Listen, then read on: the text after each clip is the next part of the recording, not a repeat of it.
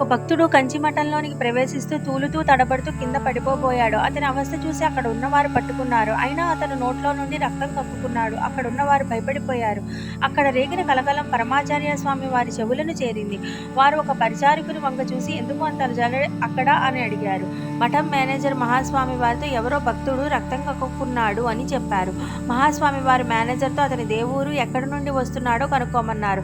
ఆ భక్తుడు తిరుచి దగ్గరలోని ఒక పల్లెటూరు నుండి వచ్చాడు. చిదంబరంలోని నటరాజస్వామి వారిని దర్శించుకుని కాంచీపురానికి వచ్చాడు అని చెప్పారు. మహాస్వామి వారు ఆ పెద్ద మనిషిని దగ్గరలోని డాక్టర్ దగ్గరకు తీసుకువెళ్ళమని చెప్పారు.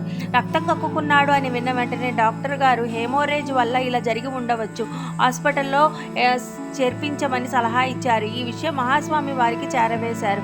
ఇది హోమరేజ్ కాదు, నాకు తెలిసి ఈ పెద్ద మనిషి వారి ఇంటి దైవం తిరువాచూరు మధురకాళి అమ్మన్. ఇప్పుడు వీరు కానీ వీరి ఇంట్లో వాళ్ళకి కానీ ఆ ఇంటి దైవం విషయం గుర్తులేదు.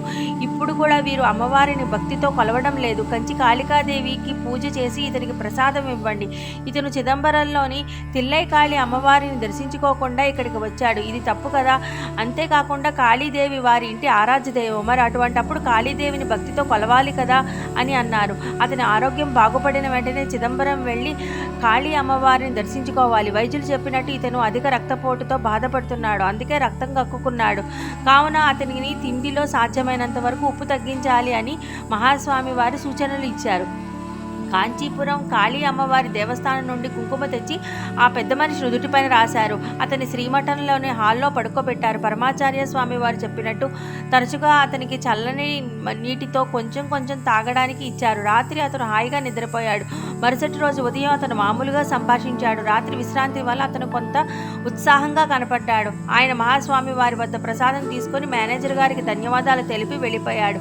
ఇంటికి వెళ్ళిన తర్వాత తనకు ఎటువంటి ఆరోగ్య సమస్య లేదని అతను మేనేజర్ గారికి ఉత్తరం రాశాడు. నేను ఇక ఎప్పుడూ మా ఇంటి దైవాన్ని మర్చిపోను. కానీ నాకు ఈనాటికి అర్థం కాని విషయం ఏమిటంటే మహాస్వామి వారికి ఎలా తెలుసు నేను చిదంబరంలో కాళీ అమ్మవారిని దర్శించుకోలేదని? అది మనకి కూడా అంతు చెక్కని విషయం.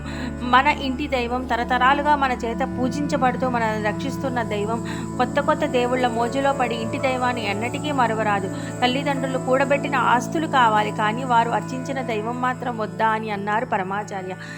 అపార కరుణా సింధుం జ్ఞానదం శాంతరూపిణం శ్రీచంద్రశేఖర గురుం ప్రణమామి ముదావహం.